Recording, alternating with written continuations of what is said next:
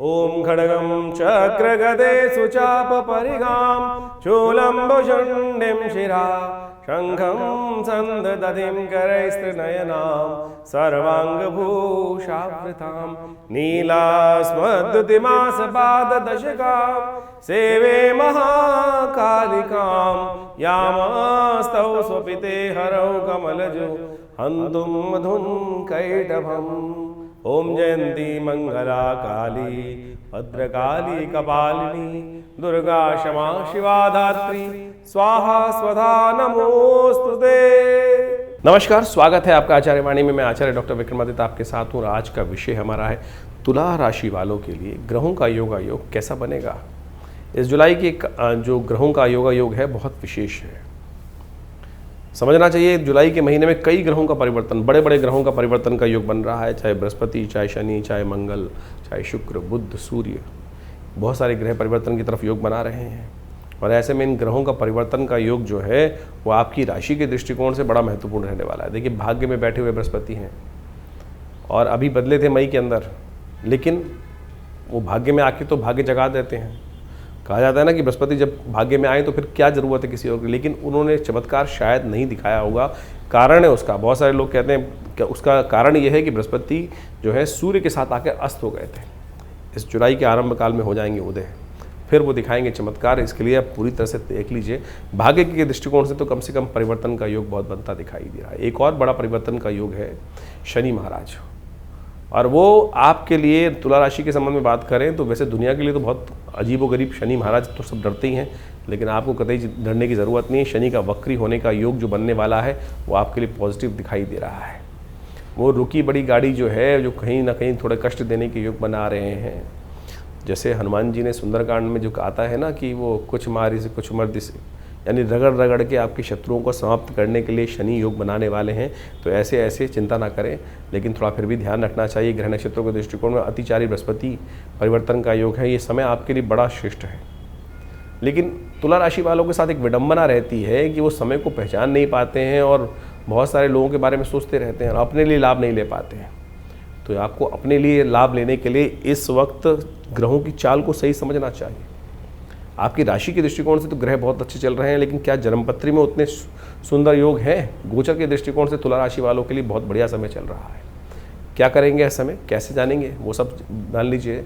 सबसे पहले बात कर लेते हैं 2 जुलाई की, बुधवार का अवसर, सप्तमी तिथि विद्यमान है। ग्रह नक्षत्रों के दृष्टिकोण से योग यदि समझें आपकी राशि के दृष्टिकोण से, तो ये योग आपके लिए थोड़ा खर्चा अधिक कर रहा है। ध्यान रखना इस वक्त जहाँ भी आए कोई बात करे, जहाँ खर्चे की बात करे तो अपना पैर पीछे कर लेना। कोई लाभ की बात करे तो कहना अच्छा, खर्चे की बात साथ में जोड़ रहा हो तो बिल्कुल थोड़ा बोलना एक दिन बाद बात करेंगे, अभी टालना ज़रूरी है। एकदम कुछ भी चीज़ से प्रभावित होकर एकदम उसकी तरफ आकर्षित होने से बचने का आपको प्रयास करना चाहिए। चाहे घर की बात हो, चाहे बाहर की बात हो, ध्यान रखते हुए कार्य करोगे तो अच्छा रहेगा। इस बात को समझ लें। सर्वार्थ सिद्ध योग है। नए कार्यों को आरंभ करने के लिए मुहूर्त तो अच्छा है, लेकिन आपकी राशि के दृष्टिकोण से हम कहेंगे टाल दो तो अच्छा रहेगा। 3 तारीख बृहस्पतिवार का दिन, ग्रह नक्षत्रों की चाल समझ लो क्या कह रही है आपकी, वो भी जान लो। अष्टमी का दिवस है, आषाढ़ मास की अष्टमी है, गुप्त नवरात्र चल रहे हैं और इस दिन 8वां नवरात्रा होता है। भगवती महागौरी की आराधना करने का योग होता है। इस वक्त थोड़ा स्वास्थ्य का ध्यान रखते हुए कार्य करने की ज़रूरत है। मौसम बदल रहा है, बारिश कभी धूप, ऐसे में स्थितियाँ जो है, स्वास्थ्य का ध्यान रखें, अननेसेसरी के खर्चे ना हो स्वास्थ्य पर, उसके लिए थोड़ा ध्यान रखते हुए कार्य करेंगे। महागौरी की आराधना करें। भगवती महागौरी समस्त कष्टों को दूर करने वाली, हो सके तो इस दिन कन्या पूजन अवश्य करें। और आपकी राशि के दृष्टिकोण से इस वक्त जो शुक्र का संबंध आपके ग्रहों से चल रहा है वो कहता है कि जितनी कन्या पूजन कर भगवती का आशीर्वाद उतना मिलने का योग बन जाएगा। तो इस श्रद्धा के साथ कन्याओं को भोजन पदार्थ जो है वो सब अवश्य देने का प्रयास कीजिए। चीज़ें अच्छी रहेंगी, आपके लिए बहुत बढ़िया योग बनाएंगे। बात कर लेते हैं 4 तारीख की ग्रह नक्षत्रों के दृष्टिकोण से। तो उस दिन शुक्रवार का अवसर, 9वीं तिथि विद्यमान है और इस दिन आपकी राशि के दृष्टिकोण से बड़ा सुंदर योग परिवर्तन करने के साथ सूर्य अग्रसित होकर दिखाई दे रहा है। एक तो भड्डली नवमी, दिन बहुत अच्छा, गुप्त नवरात्र का अंतिम दिवस, भगवती की आराधना करने का अवसर और ग्रह आपके लिए लाभ देने के लिए, प्रसाद देने के लिए, ग्रह यज्ञ पूर्ण करते ही प्रसाद प्राप्ति के योग यानी ऐसे बनते दिखाई दे रहे हैं। हिम्मत अच्छी रहेगी, आगे बढ़ने के लिए स्थितियाँ आपको बिल्कुल इनिशिएट करने के लिए बड़ा अच्छा दिन दिखाई देता है। और ये समझे भड्डली नवमी एक अंशुज साया होता है कि जो 4 महीने बाद फिर कोई मुहूर्त बनता है। ये आखिरी मुहूर्त माना जाता है आषाढ़ मास का। तो इस दिन अवश्य भगवती का ध्यान करके कार्य करने का प्रयास करें, चीज़ें आपके लिए पॉजिटिव रहने के योग बनते दिखाई दे रहे हैं। और ऐसे में विशेष तौर पर इस दिन भगवती का सुंदर आराधना करें, पूजन करें, वो संपूर्ण रूप से कल्याणकारी रहेगा आपके लिए। विवेकानंद योगाश्रम में इस दिन शतचंडी का पूर्ण आहुति का यज्ञ रहेगा, आप उसमें भी सम्मिलित हो सकते हैं। 5 तारीख शनिवार का अवसर है, दशमी तिथि विद्यमान है और ग्रह नक्षत्रों के दृष्टिकोण से सर्वार्थ सिद्ध योग बना हुआ है। और अगले दिन से मुहूर्त भी समाप्त होने की तरफ जाएंगे, क्योंकि देव शयन हो जाएगा। उसके बाद कोई बड़ा मुहूर्त नहीं किया जाता। ऐसे में ग्रह नक्षत्रों के दृष्टिकोण से 10 तारीख के ग्रह बता रहे हैं आपके लिए उत्साह के साथ काम करने की तरफ अग्रसित हों, चीज़ें अच्छी रहेंगी, पॉजिटिव रहेंगी। और ऐसे में देवस्थान में जाकर, मंदिर में जाकर यदि आप जरी युक्त वस्त्र का दान करेंगे, भगवान के वस्त्रों को दान करने का प्रयास करेंगे तो बहुत शुभ रहेगा आपके लिए। यदि हम बात करें ग्रह नक्षत्रों के दृष्टिकोण से क्या योग आपके लिए बन रहा है 6 तारीख के दिन, तो जान लीजिए रविवार का अवसर है और एकादशी तिथि है और इस वक्त बृहस्पति अस्त हैं, लेकिन इस दिन बृहस्पति उदय होने जा रहे हैं। लेकिन ज्योतिष के दृष्टिकोण से कहा जाता है कि रविवार के दिन एकादशी के समय में यदि बृहस्पति अस्त अवस्था में हो तो ये संसार के लिए विप्लवकारी योग बनता है। फिर चिंगारी फूट सकती है और विश्व अशांति की तरफ पुनः जाता दिखाई दे सकता है। ऐसे में ग्रह नक्षत्रों के दृष्टिकोण से यदि हम आपके लिए बात करें तो ये दिन आपके लिए तो बहुत ही महत्वपूर्ण रहने वाला है। भाग्य में बैठे हुए बृहस्पति जागने वाले हैं। भगवान विष्णु समस्त देवताओं के साथ शयन करेंगे, सत्ता शिव के हाथ में आएगी। भोलेनाथ को जितना प्रसन्न करोगे ना, आपकी राशि के दृष्टिकोण से इस वक्त योग बन रहा है, उतना कल्याणकारी योग आपके लिए बनता दिखाई देगा। इसलिए नित्यपति भगवान शिव का ध्यान, पूजन, रुद्राभिषेक करें और देखिए आने वाले 1 महीने में आपके लिए वारे न्यारे करने का कैसे योग बनेगा। अतिचारी बृहस्पति भाग्य में बहुत पुरजोर तरीके से आपको लाभ देने के योग बना रहे हैं। इस दिन कम से कम भगवान विष्णु का सुंदर पूजन करें, उनका चरणामृत ग्रहण करें, ओम नमो भगवते वासुदेवाय इस मंत्र का जप करें, कल्याण होगा। 7 तारीख सोमवार का अवसर, द्वादशी तिथि विद्यमान है।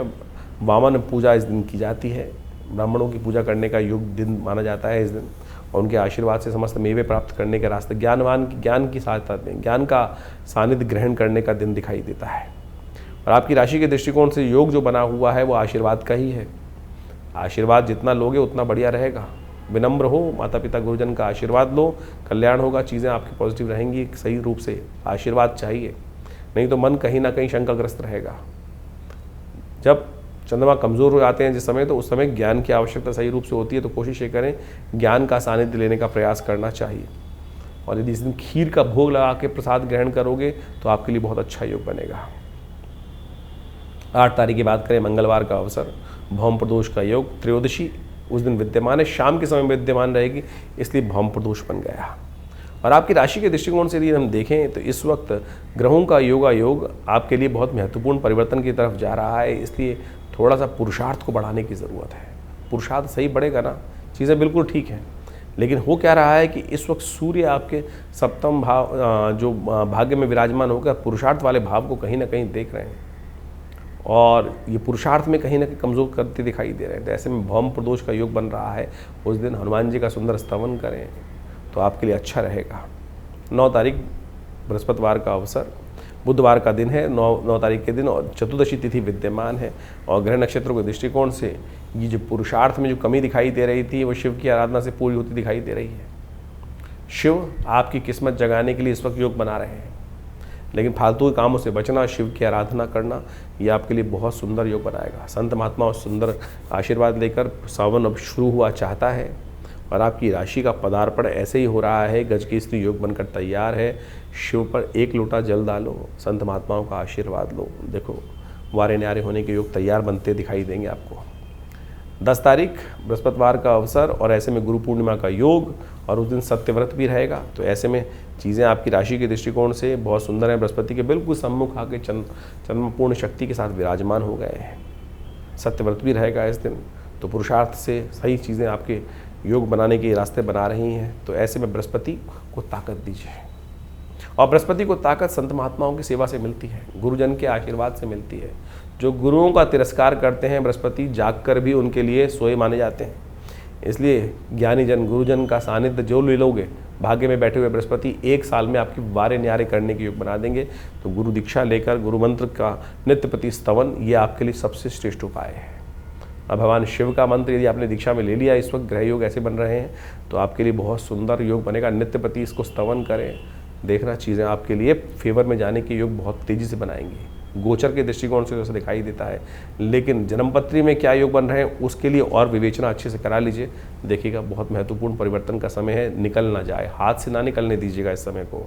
तो इस प्रकार से आपने ग्रहों की विवेचनाओं को, ग्रहों के योगों को समझा कि आपके दिन पर दिन किस प्रकार के जुलाई के आरंभ काल में ग्रहों का योग बनेगा और ये योग आपके जीवन पे किस प्रकार से प्रभाव डाल रहा है। देखिए ये तो योग जो है वो हमेशा बनते आते हैं और उन योगों का प्रभाव तो आपकी राशि के दृष्टिकोण से, आपके लग्न के दृष्टिकोण से पड़ता ही है। सबसे पहले ये हमको समझना चाहिए कि हमारी राशि मुख्य है या लग्न की राशि मुख्य है या सूर्य की राशि मुख्य है। क्योंकि सबसे ज़्यादा प्रश्न जो इस वक्त हमारे चैनल पर लोगों के द्वारा पूछे जा रहे हैं या किसी भी ज्योतिषी कार्यक्रम को देख के लोगों के मन में उठता है वो यही है कि मैं अपनी राशि कौन सी देखूँ। देखिए मुख्यतः सबसे ज़्यादा प्रमुख राशि जो होती है जहाँ चंद्रमा विद्यमान होता है, जहाँ चंद्रमा आपकी राशि में पहुँचा हुआ है वही राशि मुख्य मानी जाती है। गोचर के दृष्टिकोण से उस राशि का महत्व ज्योतिष के दृष्टिकोण से सबसे ज़्यादा माना जाता है। लेकिन हमारा एक ऐसा मानना है और हमने प्रत्यक्ष रूप से ज्योतिष के अंदर देखा कि वो पूरी जन्मपत्री को कई स्वरूप में देखा जा सकता है और उन सब चीज़ों को अच्छे से देखने के बाद फिर ज्योतिषी ही ये को देखना चाहिए कि आपके ऊपर कौन सी राशि के अनुसार से किस प्रकार से ग्रहयोग फलीभूत हो रहे हैं। कई बार चंद्र राशि फलीभूत होती है और कई बार लग्न राशि फलीभूत होती है। वो ग्रहों पे के योग के ऊपर निर्धारित होता है कि ग्रहों के योगायोग किस प्रकार से, किस व्यक्ति के दृष्टिकोण से कौन से ग्रह कार्य कर रहे हैं, कौन से ग्रह सुप्त अवस्था में है, कौन से ग्रह जागृत अवस्था में है, कौन से ग्रह स्वप्नादि अवस्था में है। तो इन सब चीज़ों की विवेचना करने के बाद फिर ये निर्धारित किया जाता है। चंद्र राशि वैसे फिर भी आप सही तरह से देख सकते हैं, आपके जन्मपत्री के अनुसार से चंद्रमा जिस राशि में विद्यमान है उसको चंद्र राशि बोला जाता है। उसके अनुसार से आप देखेंगे तो आपका फल बिल्कुल मैच होगा।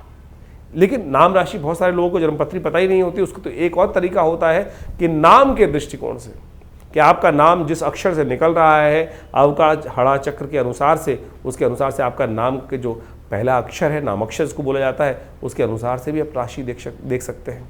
लेकिन सबसे मुख्य तो वही होगा कि जो चंद्र के अनुसार से आपकी राशि बन रही है, उन सब चीज़ों को अच्छे से देखकर फिर हम अच्छे से जान सकते हैं भविष्य के दृष्टिकोण से। कई बार गोचर के दृष्टिकोण से आपके ग्रह योग बहुत अच्छे आ रहे हैं और ये प्रश्न बहुत ज़्यादा एक कॉमन प्रश्न हो चुका है इस वक्त और सही भी औचित्य रहता है कि आपके गोचर के दृष्टिकोण से तो आपके ग्रह बहुत अच्छे लग रहे हैं, लेकिन काम उतना नहीं हो रहा है कि जितना, क्योंकि 12 राशि के अंदर पूरे विश्व को बांटने का जो एक प्रयास किया जाता है, लेकिन उसमें समझने की आवश्यकता यह है कि आपकी मूल जन्मपत्री में ग्रहों का प्रभाव किस प्रकार से बना हुआ है।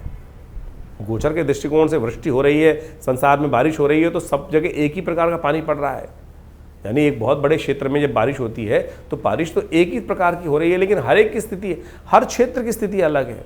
कहीं कोई पहाड़ी पर है तो वहाँ पानी रुकेगा नहीं, कहीं कोई गड्ढे में है तो सारे क्षेत्र का पानी वहाँ आ जाएगा, वहाँ सारी विपदाएं घिर जाएंगी। तो यानी ये आपकी जन्मपत्री, मूल जन्मपत्री पर आपके मूल कर्मों के अनुसार से जो लेखा जोखा आप लेकर बैठे हैं, पूर्व जन्म के अनुसार से जो आए हैं बनाकर, उसके अनुसार से भी डिपेंड करता है कि मूल जन्मपत्री में कौन से ग्रह योग किस प्रकार के बन रहे हैं और कौन सी दशाएं चल रही हैं किस प्रकार की। तो आप सबसे पहले अपनी जन्मपत्री को अच्छे से चेक कराएं, क्या स्थिति मच रही है, क्यों आपकी जन्मपत्री में उतने लाभ नहीं हो रहे हैं जितने लाभ होने चाहिए। ज्योतिष एक बहुत शोध का विषय है और हमारे ऋषि मुनियों ने काल गणना को बहुत विशेष तौर पर समझकर इनकी विवेचनाएं उपस्थित करी हैं और उसी समझ का, उसी ज्ञान विज्ञान का लाभ लेते हुए ज्योतिष की जो गणनाएं हैं उनको समझकर उसके द्वारा भविष्य को समझने का जो कार्य किया जाता है वो ऐसे नहीं है। कई बार हमने हजारों जन्मपत्रियों में इस प्रकार से देखा है कि जैसा जो घट रहा है वो सामने, जो चीज़ सामने दिखाई दे रही है गुण योगा योग के अनुसार से वही घट रहा है, बिल्कुल उसी प्रकार से। तो यदि कष्ट का निवारण चाहते हैं, कष्टों को भगाना चाहते हैं, तो जन्मपत्री को सही से समझकर और उसके अनुसार से उसके भविष्य के दृष्टिकोण से जो आपके लिए खास ज़रूरत है। देखिए, बड़े भाग्य मानुष तन पावा, बड़े भाग्य से मानुष तन मिलता है और ऐसे ही नहीं दुख में निकालने के लिए है, इन दुखों को समाप्त करने के लिए एक दिशा पकड़ने की आवश्यकता है, दिशा बदलने की आवश्यकता है। दशा स्वयं बदल जाएगी। दिशा किस प्रकार से पकड़ी जाए, किस मार्ग पे चला जाए, चलना ही तो है। और चलना यदि गलत मार्ग पे होगा तो गलत तरफ हमको लेके जाएगा, सही मार्ग पकड़ लेंगे तो सही तरफ चलते चले जाएंगे। तो यही जो दिशा हमको ज्ञान विज्ञान के माध्यम से मिले तो वो विशेष तौर पर हमारे जीवन में कल्याण का मार्ग बना देती है, सही रास्ता हमको दिखा देती है। तो आप अच्छे से समझें आपकी जन्मपत्री में कौन से ग्रह योग किस प्रकार के हैं।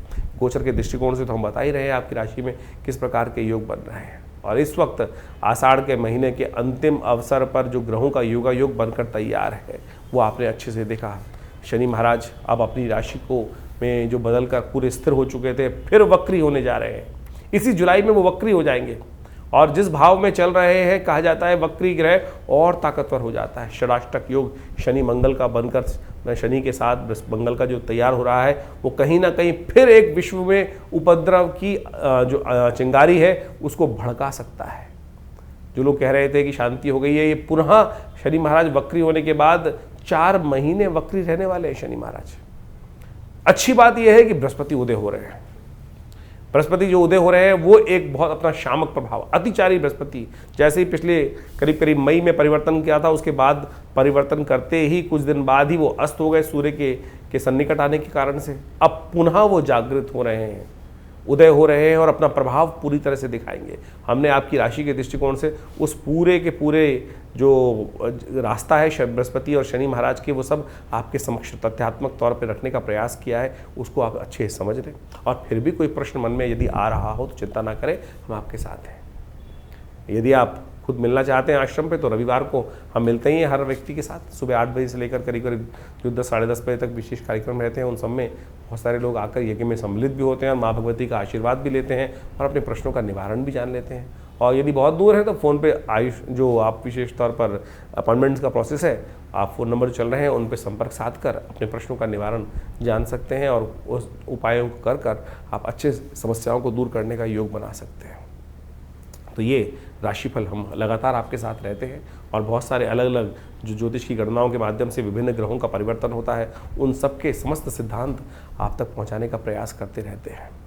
तो इन सबको समझें, जीवन में सही मार्ग को पकड़ें, सत्य मार्ग को पकड़ें और फिर आगे चलने का प्रयास करें तो अच्छा रहेगा। धन्यवाद आप सबका।